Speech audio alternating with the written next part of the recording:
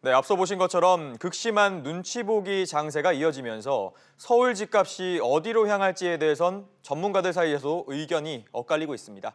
이 내용 취재 기자와 좀 더 자세히 짚어보겠습니다. 황인표 기자가 나와 있습니다. 자, 황 기자. 네. 먼저 최근에 설문조사를 좀 보니까 내년에도 서울 집값 오를 것이다 이런 의견이 적지 않다고요? 네, 그렇습니다. 한국개발연구원이 학계와 연구원, 금융기관에 있는 부동산 전문가 이 100여 명에게 설문조사를 한번 해봤거든요. 예. 먼저 첫 번째 질문이 최근 서울 집값 오름세에 대해서 어떻게 평가하느냐였습니다. 낮거나 적정하다고 답한 비율은 10%가 채 안 됐고요. 높다. 이 매우 높다가 합쳐서 90%를 차지했습니다. 이 대다수가 올해 서울 집값이 과열됐다고 평가한 겁니다. 예. 참고로 서울 아파트 가격의 경우 올해 들어 평균 9.18%나 올랐습니다.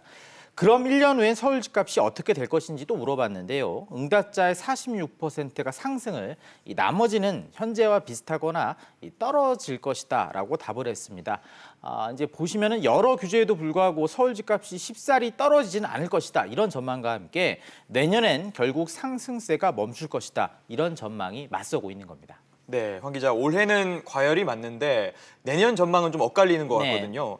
그대로거나 떨어질 것이다라는 응답이 약간 많은데 올해 남은 변수는 뭘까요? 크게 세 가지가 있습니다. 먼저 금리입니다. 예. 대출이 막힌 상태에서 이제 금리마저 오르게 되면요. 전세금에 은행 대출을 더해서 집을 사는 갭 투자 등 시세 차익을 노린 투자 수익률이 떨어질 수밖에 없게 되겠죠. 또 실제 거주 목적으로 집을 한번 마련해 보자 이렇게 나서시는 분들 같은 경우에도 이자 부담이 높아지니까 주택 매매를 좀 미루거나 아니면은 좀 포기하는 그런 경우도 나올 수가 있습니다. 예. 또 정부가 지난 7월에 그 종합부동산세 인상안을 내놓았는데 이게 그대로 국회를 통과할 경우 앞으로 다주택자들의 세금 부담이 무거워지게 됩니다.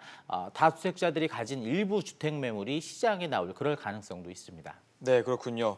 그렇다면 마지막 변수는 어떤 걸까요? 이제 그 주택이라는 게 수요와 공급 따라에 따라 가격이 움직이게 되는데 마지막 공급 관련해서 정부의 이제 공급 대책입니다. 수도권에만 30만 호의 주택을 공급하겠다고 밝혔죠. 이제 서울과 1기 신도시 사이에 미니 신도시 4, 5곳을 내놓겠다고 했는데요. 어제 국정감사에선 이 김현미 장관이 추가로 신규 택지를 발표할 때 앞으로는 교통 대책도 함께 제시하겠다고 말을 했습니다. 무작정 신도시를 많이 짓기만 하는 것이 아니라 이 서울권에 있는 직장과 그 이제 집 간의 그 통근 시간을 좀 줄여보겠다 이런 대책을 한마디로 내놓은 거거든요. 구체적인 입지가 꼭 공개될 예정인데 이 서울의 주택 수요를 일부 가져가는 것만큼 이 서울의 이 부동산 안정에 일정 정도 도움이 될 것이다. 이런 게 전문가들 의견입니다. 얘기 들어보시죠. 예. 당장은 대출 규제도 있고 금리 인상 가능성이 워낙 높아지고 있기 때문에 수요 관망세가 나타날 수밖에 없는 상황인데 이런 관망세가 내년까지 넘어가면서 지속이 되려면 정부가 추가적으로 계획하고 있는 공급 계획이 어느 정도 구체화돼야 될 것으로 보입니다.